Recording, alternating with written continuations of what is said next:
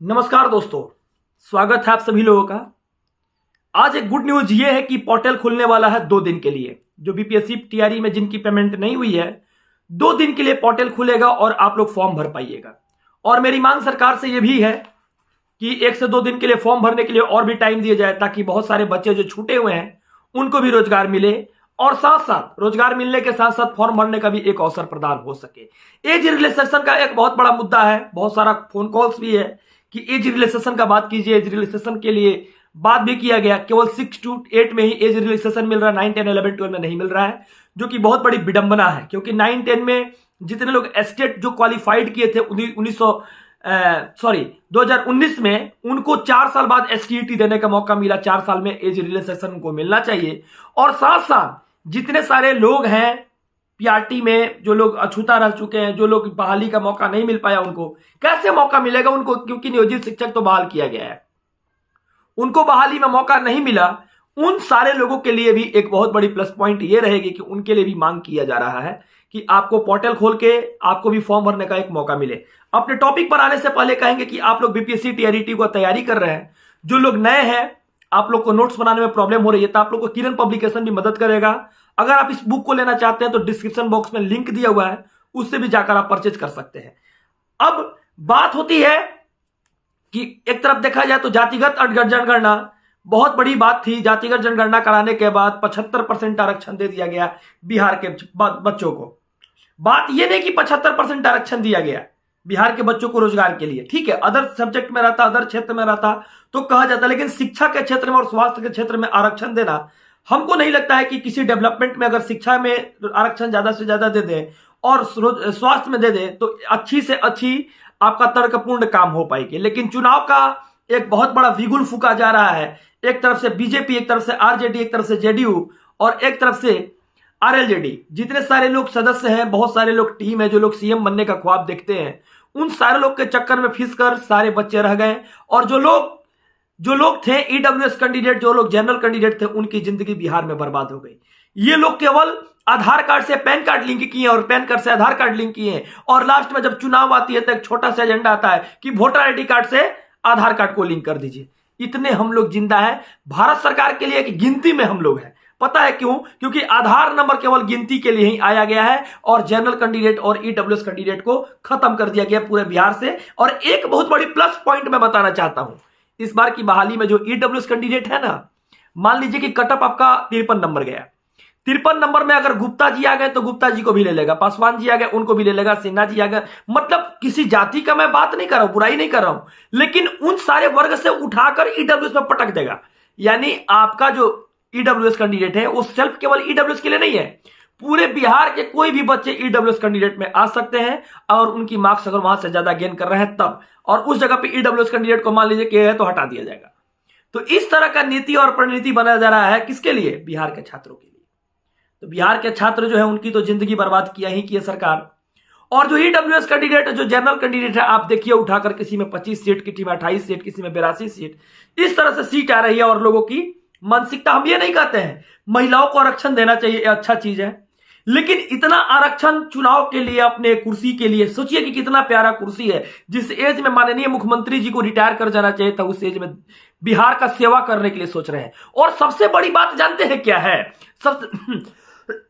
सबसे बड़ी बात यह है कि 33 साल तक, 33-34 ईयर तक बीजेपी सरकार में नहीं थी। मतलब अभी हम किसी नेता प्रतिपक्ष बात नहीं करेंगे, केवल नीतीश कुमार थे और लालू यादव ही थे, केवल किसमें? बिहार सरकार में थे। लेकिन आगे सोचिए 35 साल के बाद भी इनको आरक्षण लाना पड़ा। यानी 35 साल से क्या किया इन्होंने? संविधान नहीं बचाया, लोकतंत्र नहीं बचाया, इन्होंने नहीं बचाया। इसलिए नहीं बचाया क्योंकि फिर से उनको चुनाव जीतनी है, चुनाव जीतनी है, इसलिए इन्होंने लोकतंत्र को नहीं बचाया। अभी तक बिहार में केवल 2 ही परिवार से लोग पीएम था, एक आरजेडी के परिवार से पीएम था, एक नीतीश जी पीएम थे। कोई कहता है कि हम जातिवाद बतिया रहे, तो हम जातिवाद नहीं बतिया रहे, हम एक शिक्षक के तरफ से बोल रहे हैं कि जातिवाद की बात यह नहीं है। सीएम 2 ही लोग थे, लेकिन अभी भी लोकतंत्र बचाना है इन लोगों को।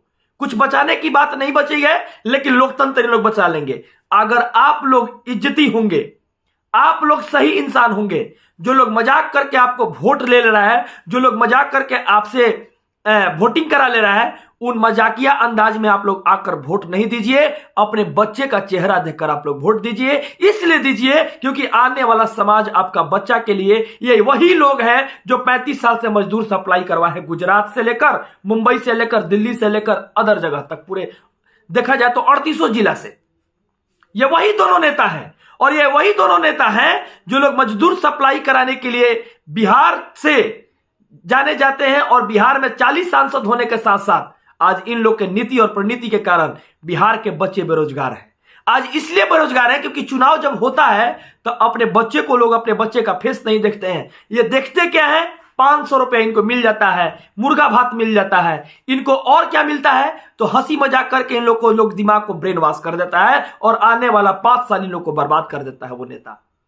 इसलिए अभी भी लोकतंत्र क्यों बचाना पड़ रहा है देश की आजादी के 80 साल बाद? इसलिए बचाना पड़ता है क्योंकि सरकार हम लोग को मूर्ख समझती है, और सरकार हमेशा मूर्ख बनाते बनाते आज भी राज करना चाहती है। आज भी राज करना चाहती है वो सरकार। कोई स्किल्ड सरकार नहीं है, कोई स्किल्ड आदमी नहीं है जो बिहार को चला सके, लेकिन यही लोग अब लोकतंत्र बचाने उतरेंगे। देखिए कुछ दिन के बाद से काहे लोकतंत्र बचाएंगे? आखिर 35 साल तक इन लोगों ने लोकतंत्र अभी तक नहीं बचाया।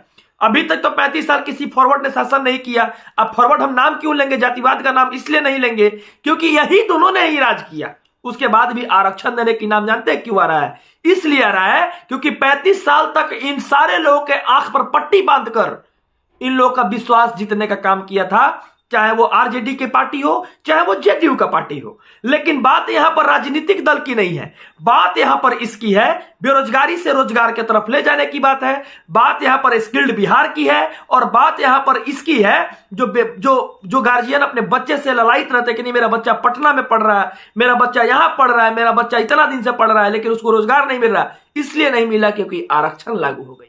उस समय आरक्षण नहीं था, रोजगार नहीं था, वैकेंसी नहीं थी, लेकिन आज जब आती है तो आरक्षण आ गई। क्यों?